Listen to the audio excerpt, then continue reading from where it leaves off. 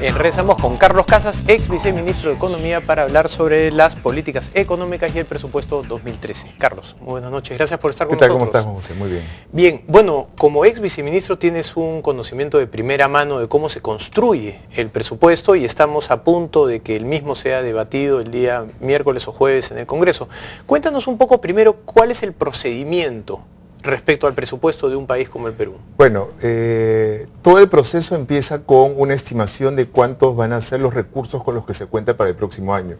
Eso implica que a fines de abril, principios de mayo, se publica el marco macroeconómico multianual que contiene las proyecciones para los siguientes 3 años en cuanto a lo que son las principales variables macroeconómicas. Una vez que se tiene el estimado de cuánto va a ser la bolsa, eso marca cuánto es el techo presupuestal para todo el país.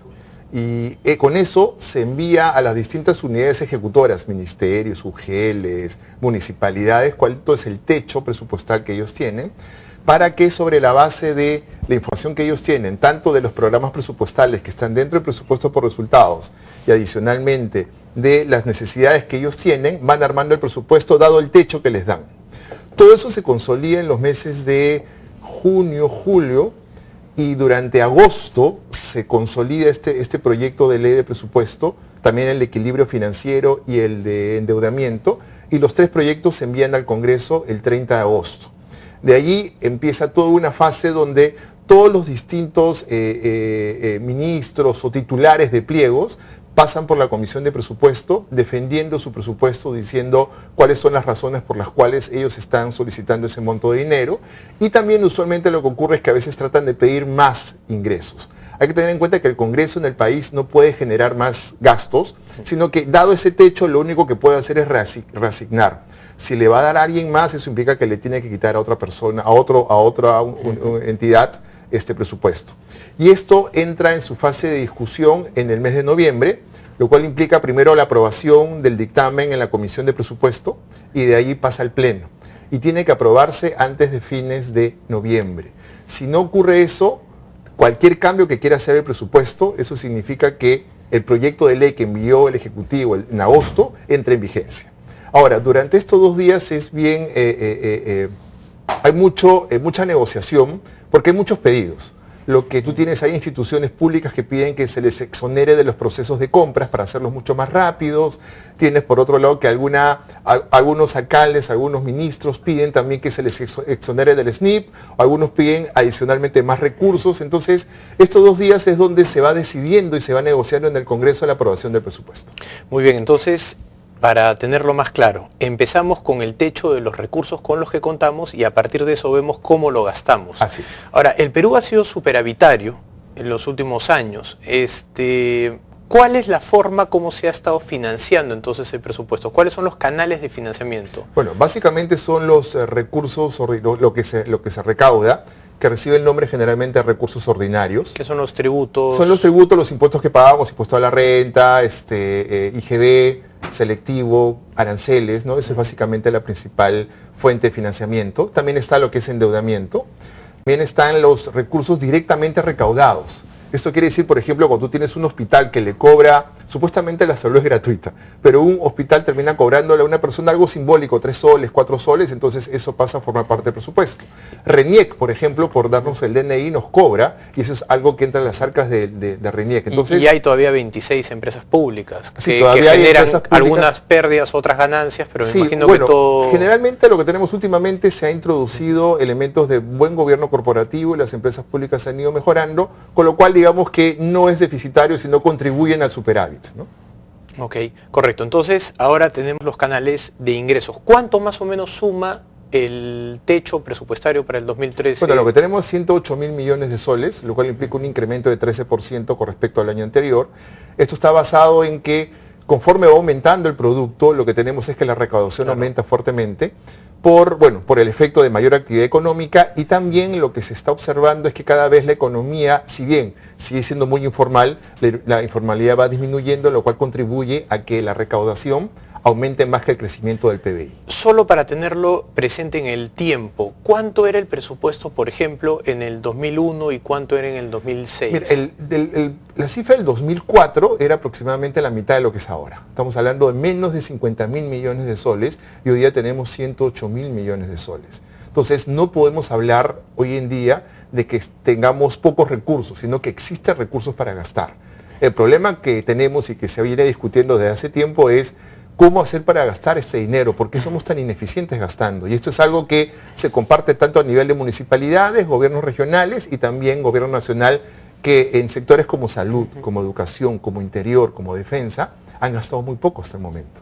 Ahora, este 50% que recibíamos nosotros hace 8 años, que es 100% adicional, básicamente, ¿a dónde se ha ido durante estos 8 años? ¿Se ha ido a gasto corriente, personas o ha habido inversiones? Bueno, de hecho han crecido el número de carreteras, ha habido cierta inversión en infraestructura, pero ¿cuál ha sido el principal eje de gasto? Bueno, siempre el principal componente del gasto es el gasto corriente, pero lo que vemos es algo importante. El año 2003, el ratio de inversión pública sobre PBI era aproximadamente 2.3%. Hoy en día es cerca del 6%. Entonces sí tenemos que en términos de PBI se ha duplicado fuertemente la inversión pública, que es quizás lo que más ha crecido. Eso está relacionado también a que, como ahora tenemos más canon, y ojo, hay que tener en cuenta que el canon no es un impuesto, sino que del impuesto a la renta que pagan las empresas, la mitad se destina a los gobiernos regionales y locales, entonces con lo cual ha crecido el presupuesto para inversión. Pero también lo que tenemos es que cuando aumenta la inversión también tiene que aumentar el gasto corriente. Y lo que tenemos es también han aparecido o ha habido también contratación de gente, ha habido incrementos de sueldos, se han comprado más bienes, hay que asegurar el mantenimiento de las horas nuevas de infraestructura. Entonces a todo eso se ha destinado, pero creo que el gran cambio está básicamente en el incremento de la inversión pública. Correcto. Del 100% del presupuesto del 2013, más o menos qué porcentaje es de ejecución del gobierno central y por lo tanto aquello sobre lo cual nosotros al gobierno central, al presidente, le tenemos que pedir cuentas de. Mira, en grandes números estamos hablando cerca del 65% depende del gobierno nacional. Es el gran gastador, digamos. De ahí tenemos que cerca de 15% son los gobiernos regionales y 20% son las municipalidades. Más o menos esa es la forma como se distribuye. Educación y salud, tengo entendido, ya lo ejecutan directamente los gobiernos regionales. Claro, lo ejecutan porque las direcciones regionales de salud y educación están dentro de los gobiernos regionales. Pero ojo, hay que tener en cuenta que ahí hay que analizar con cuidado eso, porque no es que la Dirección Regional de Educación pueda contratar más profesores ni pueda elevar los salarios, sino que básicamente lo que hace es recibe el dinero del nivel central, tiene la planilla y lo que funciona más o menos es como si fueran cajeros, ¿no? Entonces, administran lo que ya está acordado. Bajo las reglas del gobierno nacional, no es que tengan autonomía para ello. Lo distinto ocurre con las municipalidades, que sus presupuestos sí son mucho más autónomas, porque tienen recursos propios, porque ellas cobran impuestos, ¿no? Y por otro lado reciben transferencias fuertes como el canon, como el Foncomún. Entonces allí lo que tú tienes es que ellos sí tienen mayor autonomía y sí pueden de alguna manera orientar más sus recursos, ¿no? Para finalizar, Carlos, esta interesante conversación, el Perú ha comenzado a desarrollar este ejercicio de gasto por resultados. Más o menos, ¿qué porcentaje ya tenemos nosotros en este sistema? Y si nos los puedes explicar brevemente. A ver, lo que tenemos es... Hay que separar el presupuesto siempre. Lo que tenemos es, del presupuesto siempre se descuentan los intereses y lo que se va a destinar a pensiones. Eso se llama el presupuesto, que no es ni para gasto financiero ni para gasto previsional.